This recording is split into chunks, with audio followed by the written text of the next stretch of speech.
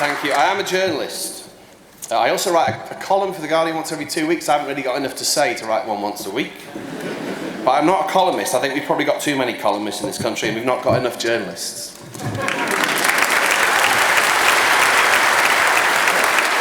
We certainly haven't got enough reporters. And that's what I do. We make a series called Any Hour But Westminster, myself and my colleague, John Domokos, where we report. We go out into Britain. Sometimes when we talk to other people in the media, they treat us like we're war correspondents. Which may say something about exactly how we got into this mess. I'm going to tell you about a few of the places that we've been in the last 5 or 6 weeks, but also the last 6 years. In the context of what's happened, and the forces that led us to this point, the social, political forces, the economic forces. About 2 years ago, in 2014, around the time of the Scottish referendum, John and I made a film partly set in a place called Penygrieg, in the Rhondda Valley in South Wales. It's a place where my family's from, so I know it, and it's a place missing what I used to associate with it when I was 6 or 7 years old, coal mining. Nothing has really come along to replace coal mining, nothing at all really, in that place. So it feels like it has an emptiness really at its heart. It's the sort of place we'd still call a Labour heartland, and it still has lots of heart. But its affinity with the Labour Party, you only had to walk around and talk to people to know, had waned.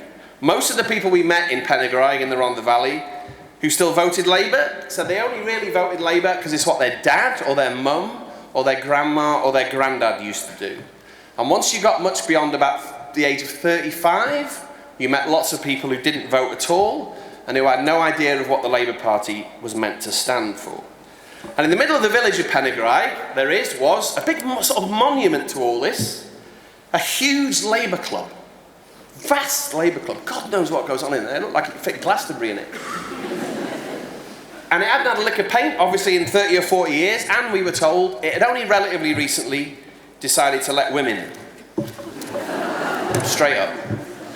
Now, when we put this film, partly about Penygrieg, online in the Anywhere But Westminster series, in which people said they didn't really know what the Labour Party was about anymore, the local MP went mad.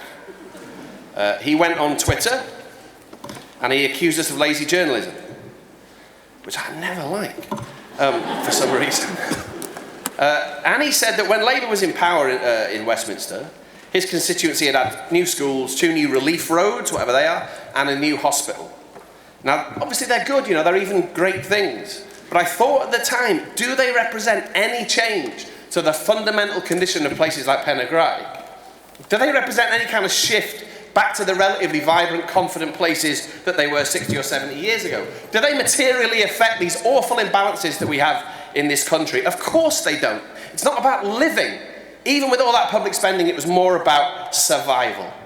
Now we fast forward to what happened 2 weeks ago. In Rhondda and Taff, the local government area that includes Penygrieg, 54% of the vote was for Leave. I'll rattle through some other places. In Stoke-on-Trent, a place where John and I spent a lot of time about 3 weeks ago, some of you will have seen the film, you see the same stories. It's exactly the same kind of plot line, only that story is about the collapse of employment and really a whole culture around the pottery industry. 70% of people in Stoke-on-Trent voted to leave the EU, and just to scotch any easy stereotypes, a lot of the people that we spoke to were angry and they were white. We also hung around outside Friday prayers at the mosques, and the vast majority of people who spoke to us coming out of Friday prayers said they were voting Leave for exactly the same reasons. In Redcar and Cleveland in the northeast, the same story there is about the decline of the chemical and steel industries. 66% of people in Redcar and Cleveland voted Leave. There are places not far from here, which those of you who live in London, maybe some of you don't visit enough and you ought to go. I think of the borough of Barking and Dagenham, a place characterised by the end of mass production at the Ford Works, a place which has gone through huge social change in the last 10 or 15 years, where 62.4% of voters there voted Leave. There are also stories to be told about differences within places. About 2 weeks ago, John Domokos and I arrived in Manchester, my home city, kind of. I'm from Cheshire, but I always lie and say I'm from Manchester. In the middle of town, around the university, everybody pretty much was voting Remain. When we asked them about the future, they said they were confident about it and they felt good about it. 10 minutes drive to the north of Manchester. You can walk there from the northern quarter where all the hipsters hang out.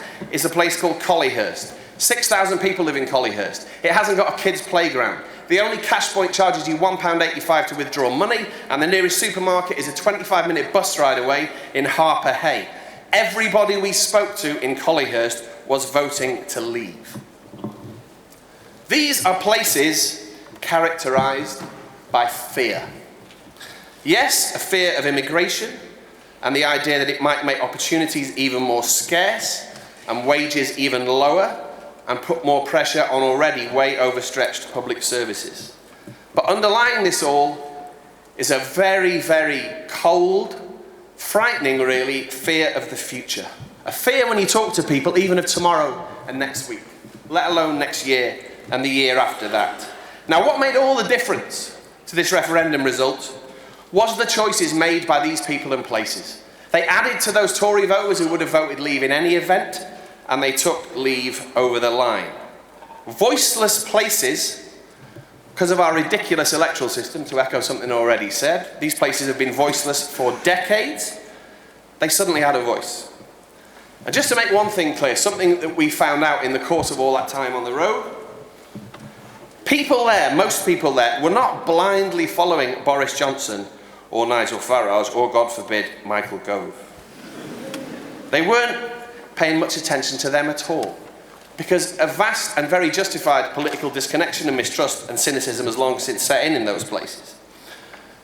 They were making up their minds on the basis of where they lived, conversations they were having with family and friends and so on.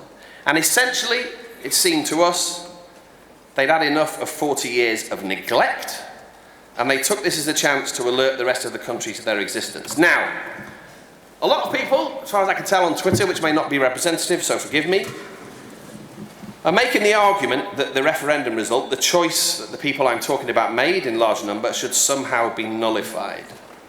This echoes what a couple of speakers have said. To hear some people talk, the same Westminster establishment that has so let these people down, which is at the heart of why people voted leave in these places, should somehow contrive to ignore the referendum and keep us in the EU. Or maybe some highly paid London lawyers, I read today, acting on behalf of anonymous clients, might somehow overturn this decision.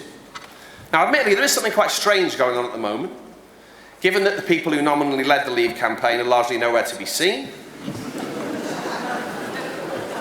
Because they're frit, as Mrs. Thatcher once put it. In addition, a woman I'd never heard of until 3 days ago, Andrea Leadsom,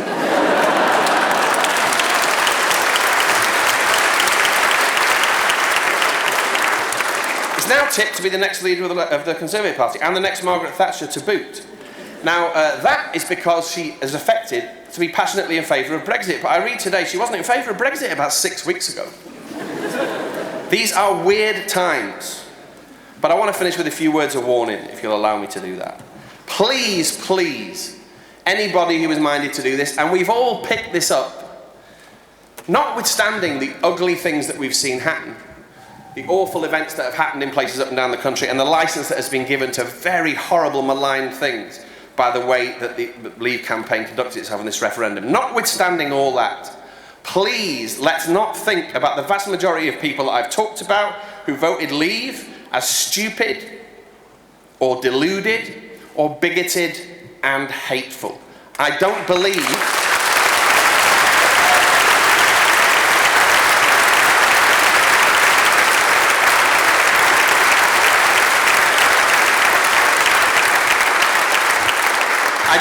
I don't believe that 17 million, whatever the number is, of the population is like that. In fact, I think I'm confident enough to say that I know that.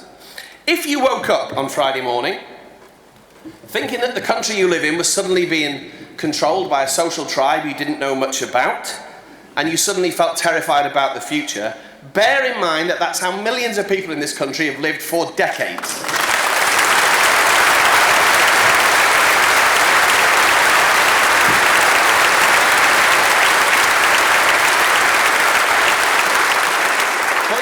Please understand that the Labour Party has left a vacuum in these places a vacuum which has been growing for 10 or 15 years. And if this referendum is denied, certainly if it's denied when all of this is still raw, UKIP, with or without Nigel Farage, or something even nastier, may well clean up. It'll sweep through these places, and the terrain for meaningful progressive politics in this country will be pretty much destroyed. That's how high the stakes are.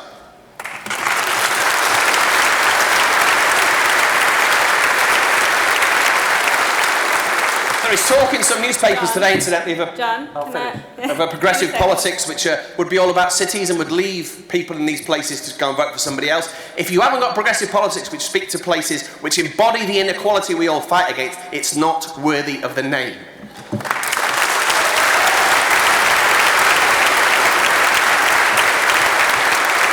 So to finish, as politics changes at speed in front of our eyes here and all over the world, I hope we, in this room and beyond it, can start to achieve a collective resolution. No question, there are different kinds of Brexit, and the debate on that is vital if we're going to leave the EU, how we do it, who we protect, and so on. But right now, most of our energies should be expended, not on that stuff, but on going to places we, and it is we as much as it's anybody else, have forgotten about for far too long, listening to people, and beginning the process of coming up with a politics that finally, belatedly after all this time, addresses their predicament and the awful inequalities that have defined this country for too long.